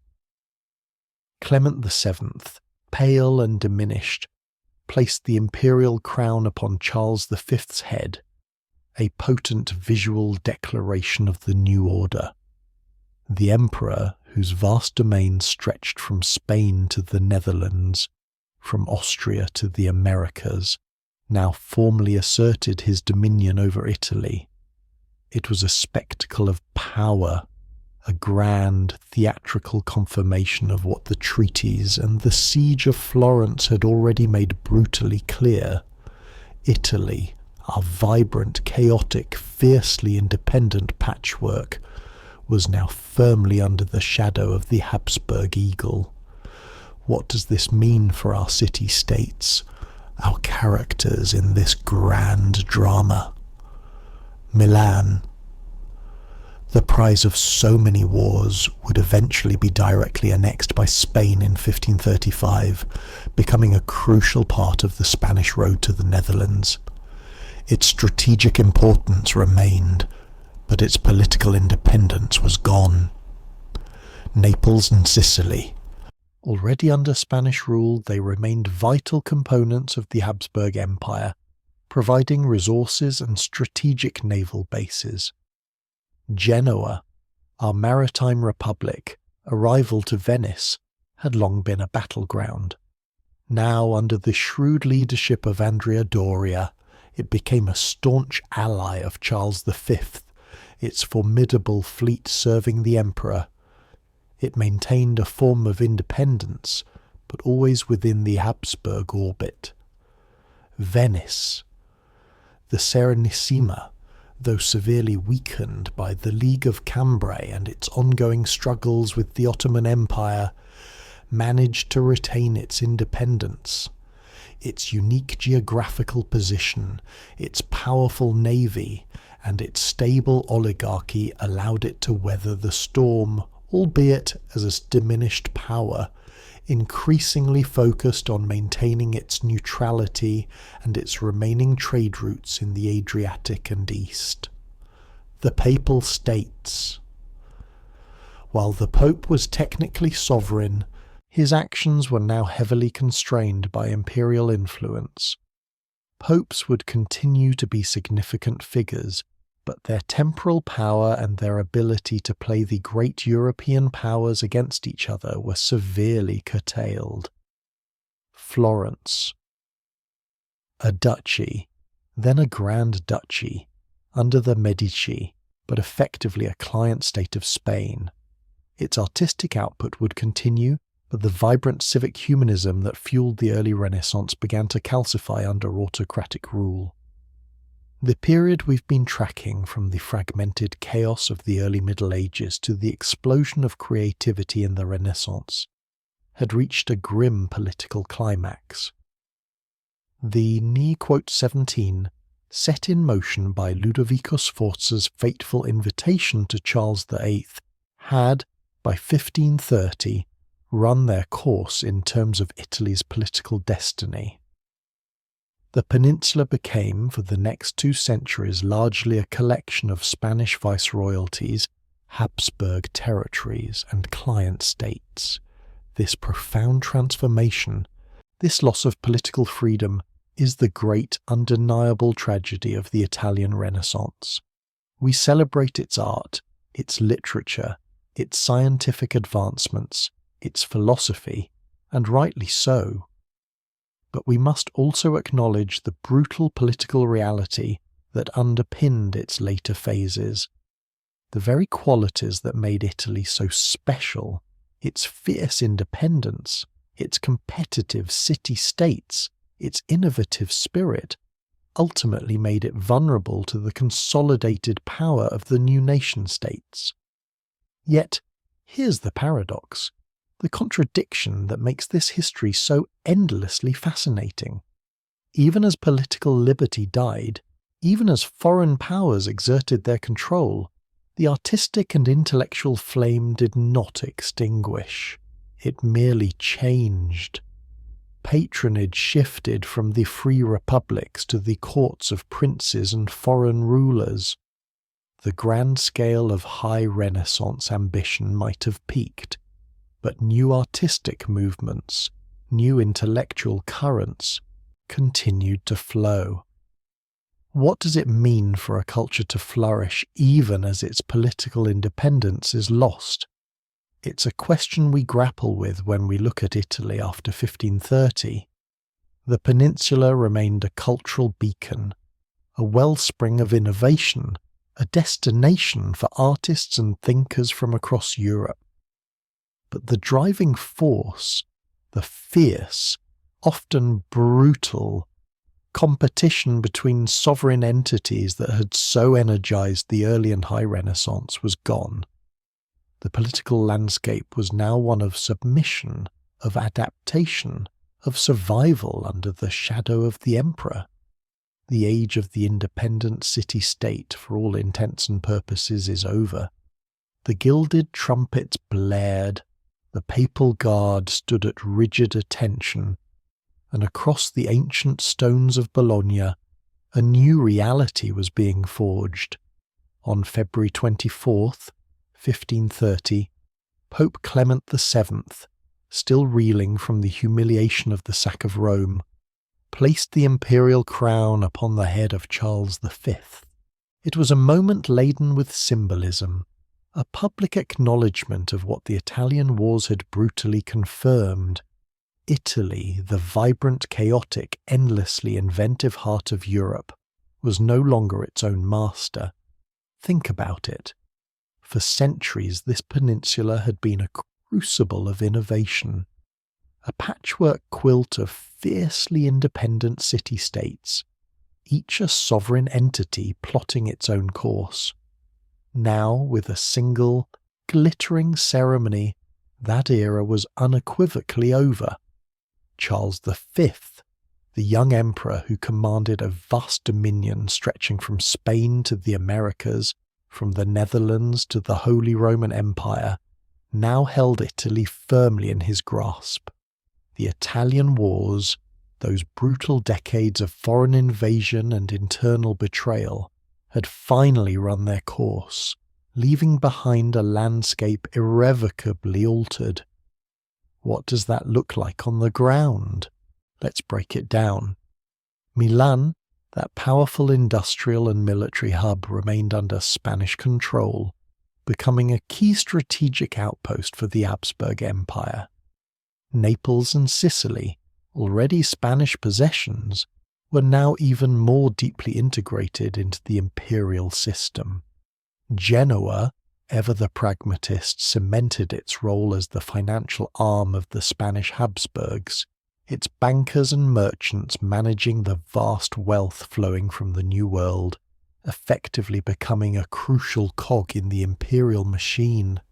And Florence? Our beloved Florence, the birthplace of the Renaissance, which had so heroically and tragically resisted the combined might of the emperor and the pope? Its last gasp of republican freedom was crushed. The Medici, Those cunning bankers and patrons were restored, but not as mere citizens or even de facto rulers of a republic. They were elevated to dukes, first of Florence, then of Tuscany, their power now explicitly sanctioned and secured by imperial authority. Cosimo I de' Medici, who would rise to power shortly after this period, understood the new rules of the game implicitly. His rule, while consolidating Medici power and creating a stable, centralized state, also marked the definitive end of Florentine republican ideals. Florence became a ducal court, a client state within the larger Habsburg orbit. The papacy too found its wings clipped. Pope Clement VII, a Medici himself, had learned a bitter lesson in the sack of Rome. The spiritual sovereign of Christendom was now, more than ever, a temporal prince whose political manoeuvring was constrained by the overwhelming power of the emperor. While the papal states retained their nominal independence, their foreign policy, their very existence, was now subject to the whims and dictates of a vastly more powerful global empire. Only Venice, La Serenissima, the most enduring of the Italian republics, managed to cling to a semblance of its old independence. But even Venice was diminished. Its maritime empire, once unchallenged, faced new threats from the Ottoman Turks in the east and the shifting geopolitical landscape in the west. Its focus narrowed, its ambitions tempered by the harsh realities of a continent dominated by monolithic nation-states. Venice became an island, literally and figuratively in a sea of foreign influence, fiercely guarding its neutrality and its trade, but no longer a major player at the grand European power games. So, by 1530, the vibrant, independent life of the Italian city-states was largely extinguished. The peninsula, once a political kaleidoscope, was now solidified into a collection of Spanish possessions, Habsburg client states, and a few isolated, wary survivors. It was, to put it bluntly, a political capitulation. Italy, the geographical expression, became a cultural beacon but a political pawn. For centuries to come it would remain fragmented, its destiny dictated by foreign powers, its people yearning for a unity that would only materialize hundreds of years later. This, then, is the profound paradox that we must grapple with. How could such a devastating political decline, such a crushing loss of sovereignty, coincide with a continued and even intensified artistic and intellectual flourishing? How could Italy, politically impotent, remain the undisputed cultural heart of Europe? It's a question that challenges our assumptions about the relationship between power and creativity, between political freedom and artistic genius. The answer, I think, lies in several interwoven threads.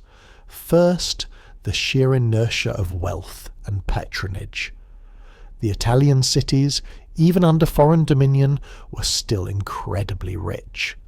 Centuries of trade, banking and industry had accumulated vast fortunes. While the nature of patronage shifted, from republican civic pride to ducal glorification, from independent merchant families to powerful cardinals and foreign viceroys, the funds and the desire for artistic expression didn't vanish overnight. New masters simply replaced old ones. Consider Florence under Cosimo I de' Medici. He was a duke, not a republican leader. His patronage reflected this new reality. He commissioned Giorgio Vasari, the architect, painter and art historian, to design the Uffizi, a grand administrative building that also housed the Medici art collection, which would eventually become one of the world's greatest museums.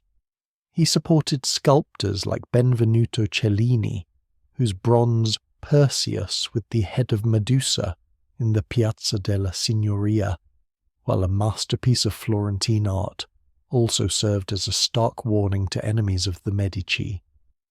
This art was less about civic liberty and more about princely power, stability, and dynasty. It was glorious, but it spoke a different language. Then there's the enduring brand of Italian art. By the 16th century, Italian artists, architects, and thinkers were simply the best in the world. Their techniques, their understanding of perspective, anatomy, light, and composition, their sheer expressive power were unmatched. Foreign rulers, even those who had conquered Italy, still coveted Italian artistic talent. They wanted their palaces designed by Italian architects, their portraits painted by Italian masters, their churches adorned with Italian sculpture. The artistic brain drain was real, but it also meant that Italian artists were in constant demand, whether at home or abroad. This period also saw a fascinating evolution in artistic style, a direct reflection of the turbulent times. The harmonious balance and idealized forms of the High Renaissance, epitomized by Leonardo, Raphael, and early Michelangelo, began to give way to what we now call mannerism. Think about it. After the sack of Rome, after decades of brutal warfare and political upheaval, could artists still truly believe in the perfect order and rational humanism that defined the earlier Renaissance? Probably not. Mannerism, with its elongated figures, exaggerated poses, artificial colours, and often unsettling compositions, perfectly captured the anxiety, sophistication, and psychological complexity of the post-1530 era. Artists like Pontormo, Rosso Fiorentino, Parmigianino, and later El Greco, who trained in Venice, embraced this style. Their works often feel less natural and more stylized, less serene and more dramatic, sometimes even unsettling. It was an art that reflected a world where old certainties had crumbled, where humanity felt less in control, and where beauty could be found in distortion and emotional intensity. In Venice, the maritime republic, the artistic flame burned just as brightly, albeit with its own unique flavour. Titian, who had already established himself as a master, continued to produce breathtaking works for decades after 1530, his palette growing richer, his brushwork looser, his psychological insight deeper. He painted for emperors, kings, and popes, becoming a truly international superstar. Alongside him, artists like Tintoretto and Veronese emerged, creating vast dramatic canvases that celebrated Venetian grandeur, its unique light, and its cosmopolitan spirit. Their art, often characterized by dramatic chiaroscuro, swirling compositions, and opulent colours, perfectly suited the theatricality and wealth of the Serenissima, even as its political power waned. And Rome, despite its devastation, rose from the ashes, largely driven by the Counter-Reformation. The Catholic Church, wounded by the Protestant Reformation and chastened by the sack, embarked on a massive campaign of renewal and self-affirmation. Art became a powerful tool in this effort. The Council of Trent, 1545 to 1563, laid down strict guidelines for religious art, emphasizing clarity, emotional impact, and didactic purpose. This led directly to the development of the Baroque style, which would dominate European art for the next century. While the full flowering of the Baroque came later, its seeds were sown in this post-1530 period, as artists responded to the Church's demand for art that could inspire awe, devotion, and a renewed sense of Catholic identity. Think of the grand scale, the dramatic light, the emotional intensity. It was a powerful, almost propagandistic art form designed to draw the faithful back to the church. Beyond painting and sculpture, Italian innovation continued in other fields. Music saw the birth of new forms, notably the madrigal and, most significantly, opera, which emerged in Florence at the very end of the 16th century. This revolutionary art form, combining music, drama, and spectacle, would become one of Italy's most enduring gifts to the world, a direct descendant of the Renaissance's fascination with classical antiquity and its dramatic possibilities. Even in the realm of science and philosophy, the intellectual ferment continued. While Galileo Galilei would make his groundbreaking discoveries in the early 17th century, the intellectual groundwork, the spirit of inquiry, and the vibrant university culture that nurtured such minds were all products of this earlier Renaissance and its aftermath. Giordano Bruno, the philosopher burned at the stake in 1600, was another product of this environment, daring to challenge established thought even in an increasingly conservative intellectual climate. What we witness then is not a sudden collapse of Italian genius, but a profound transformation. The conditions for creativity changed, and so too did the art. It became more complex, more introspective, more dramatic, and sometimes darker. It moved from the confident humanism of the early 1500s to a more anxious but no less brilliant exploration of the human condition in a turbulent world. This period, from 1530 onwards, laid the groundwork for centuries of Italy's unique position in Europe. It became the ultimate cultural destination, the place where all educated Europeans would eventually go on their grand tour to witness the masterpieces of antiquity and the Renaissance. They came to marvel at its art, its architecture, its history, its landscapes, but not its political vitality. Italy became a beautiful museum, a repository of genius, admired and romanticized, but politically irrelevant on the world stage. This enduring split between immense cultural power and persistent political fragmentation and subjugation became Italy's defining characteristic for the next 300 years. It's why its history is so endlessly fascinating, so full of contradictions, so rich in both triumph and tragedy. The very weakness that allowed foreign powers to dominate also seemed, paradoxically, to preserve a certain kind of cultural intensity, a focus inward on artistic and intellectual pursuits that might have been diluted had Italy become a unified, outward-looking empire. The crucible had cooled, but the gold it had forged still gleamed, perhaps even more brightly against the encroaching shadows. Chapter 9. We left Italy on its knees, didn't we? The bells of Bologna, ringing out for Charles V's coronation in 1530, weren't just a celebration of imperial power. They were a death knell for Italian political independence. Milan, Naples, Sicily, Spanish possessions. Florence, a Medici duchy, a Habsburg client. The papacy, humbled and constrained. Venice, a solitary island of fading sovereignty, still vibrant but increasingly isolated. It's a stark image, isn't it? We've witnessed a land of fierce autonomy, where every city-state was a vibrant, often violent universe unto itself, suddenly reduced to a patchwork of dependencies. The brutal Italian wars had finally settled the question of who ruled Italy, not the Italians themselves.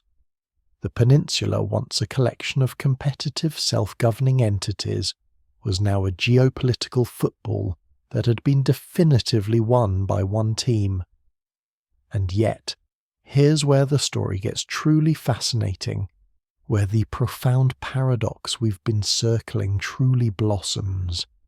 You'd expect, wouldn't you, that such a crushing defeat, such a loss of political will and freedom would extinguish the creative flame, that the artistic and intellectual furnace that had forged the Renaissance would simply go cold, choked by the ashes of independence.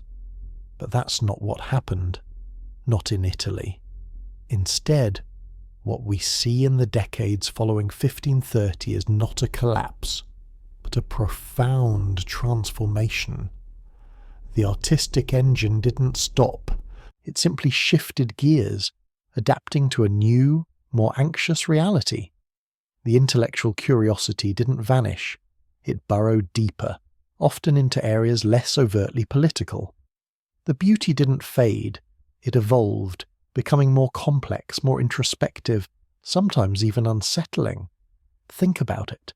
The High Renaissance, with its serene balance, its idealized forms, its confident humanism, that was art born of a specific moment, a fleeting sense of optimism and potential, even amidst the chaos.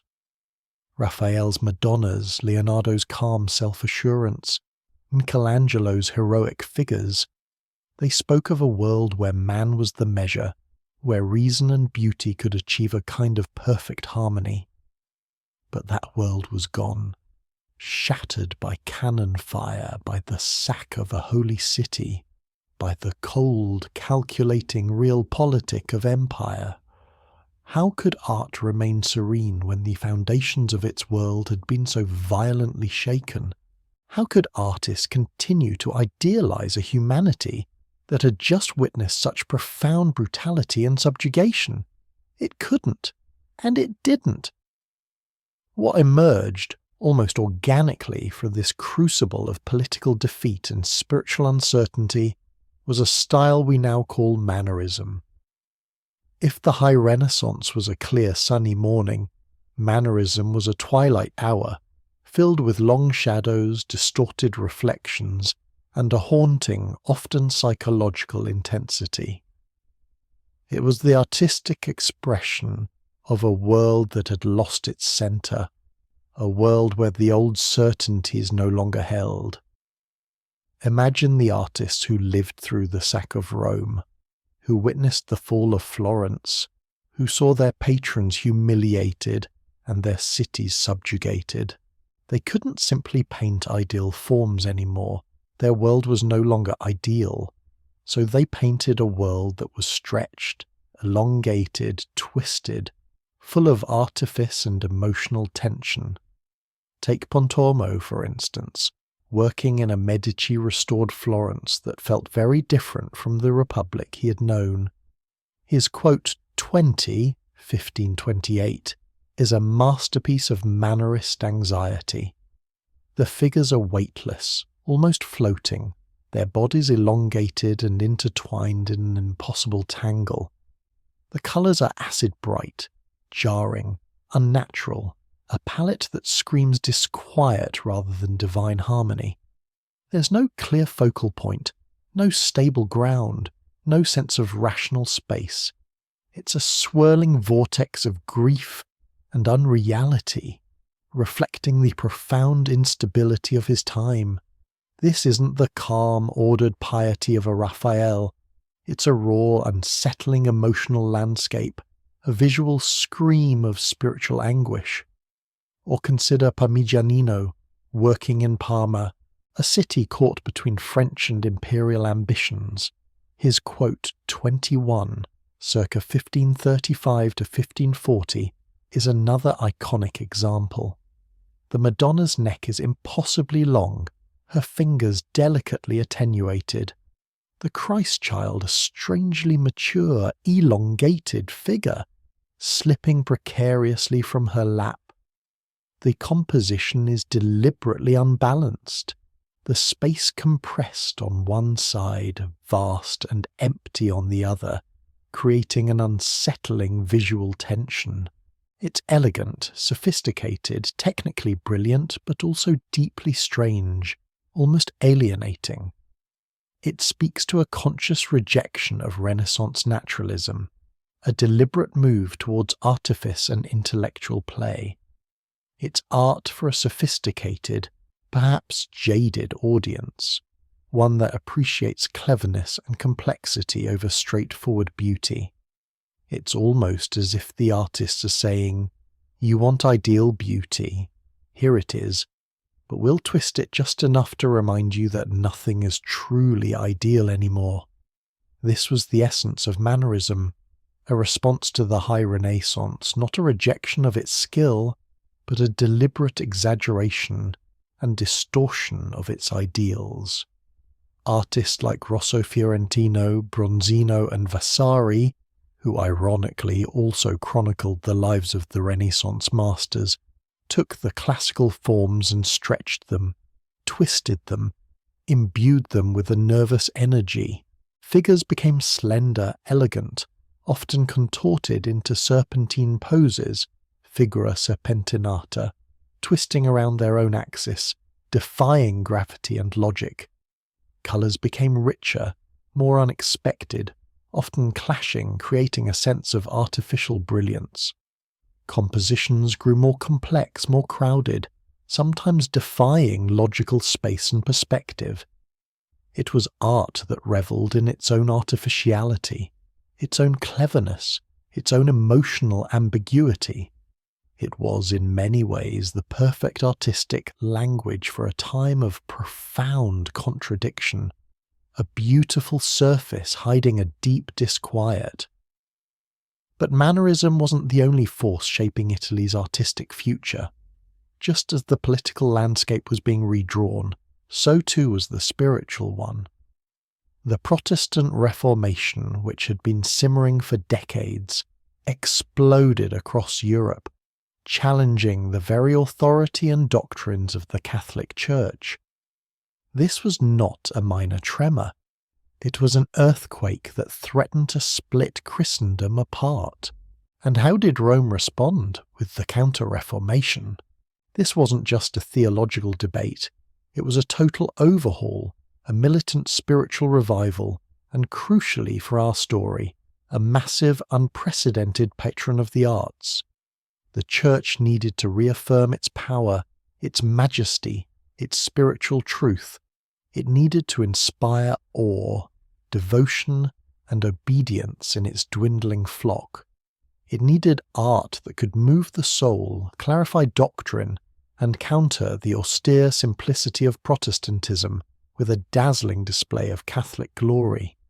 The Council of Trent, 1545 to 1563, laid out the artistic guidelines. Art should be clear, intelligible, realistic, and above all, emotionally compelling. It should avoid pagan illusions, indecency, and the intellectual conceits of mannerism that might confuse or distract the faithful. Instead, it should illustrate biblical narratives, lives of saints, and the sacraments with vividness and drama, making the divine tangible and inspiring piety. Art was to be a weapon in the spiritual war, a tool for evangelism and reaffirmation. This demand for clarity, emotional intensity, and didactic power began to pull art in a new direction. While mannerism explored ambiguity and artifice, the Counter-Reformation demanded directness and impact.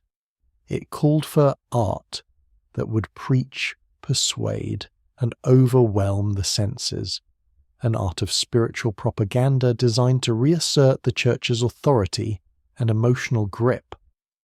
We see the seeds of this new direction even as mannerism flourishes.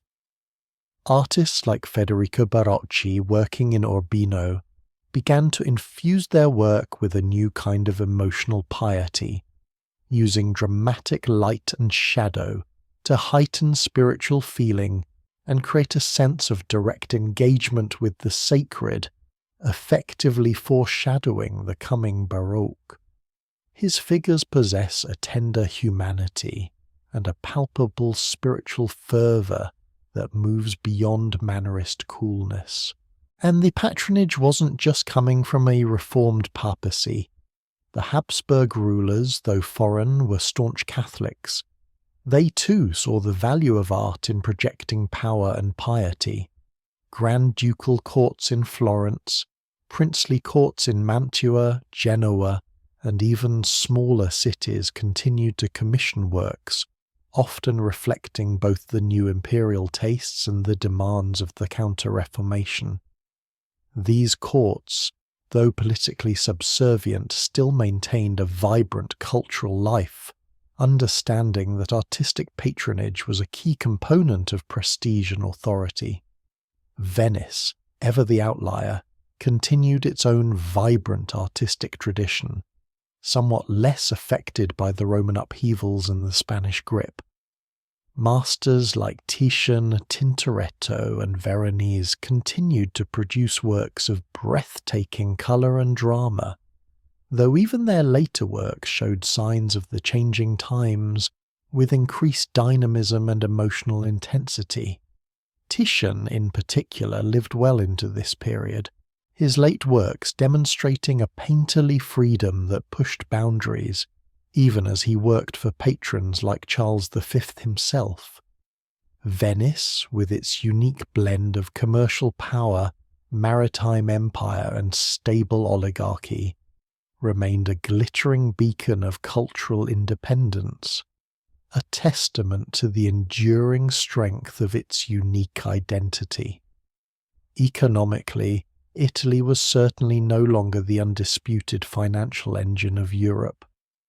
The age of exploration had shifted primary trade routes away from the Mediterranean and towards the Atlantic. But this wasn't a sudden collapse. Italian merchants, particularly the Venetians and Genoese, adapted, shifting their investments, becoming financiers for the new empires and continuing to control significant portions of European trade. The wealth was still there, fueling a robust luxury goods industry and supporting the continued patronage of the arts. It just wasn't generating the same kind of independent political power that could challenge the emerging nation-states. Italy was still rich, but its riches were now often flowing into foreign coffers, or at least under foreign oversight. So, while the political chains were real, the cultural furnace of Italy astonishingly continued to burn. The loss of political freedom didn't mean a loss of creative genius.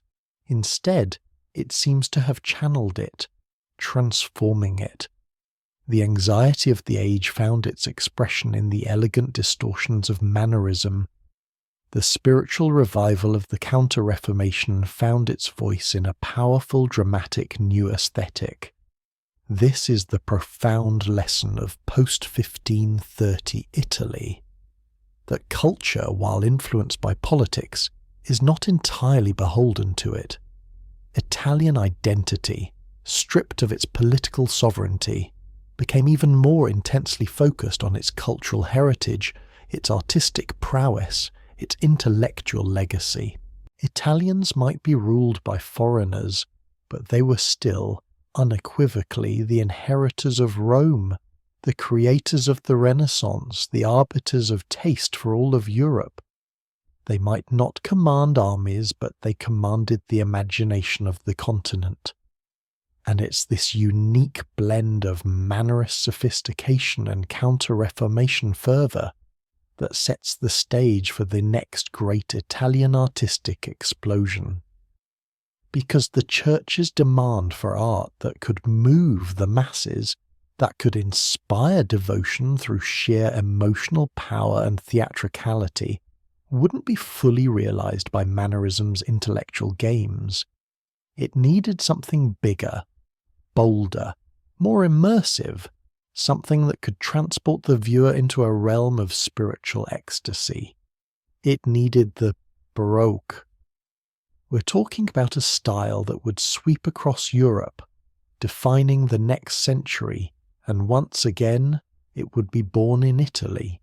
From the dramatic lighting and intense realism of Caravaggio to the soaring architectural grandeur of Bernini, the Baroque would take the emotional intensity hinted at in mannerism and the didactic power demanded by the Counter-Reformation and fused them into an overwhelming spectacle. It would transform churches into celestial theatres and palaces into stages for princely power. So, the dream of an independent Italy may have ended in 1530, but the dream of Italian cultural supremacy, that was only just beginning its next astonishing act.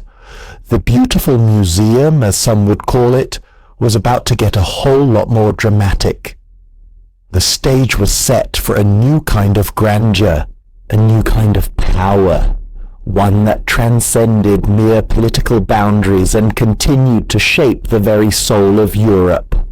The world may have thought Italy was finished, but Italy was merely changing its costume, preparing for its next, even more dazzling performance.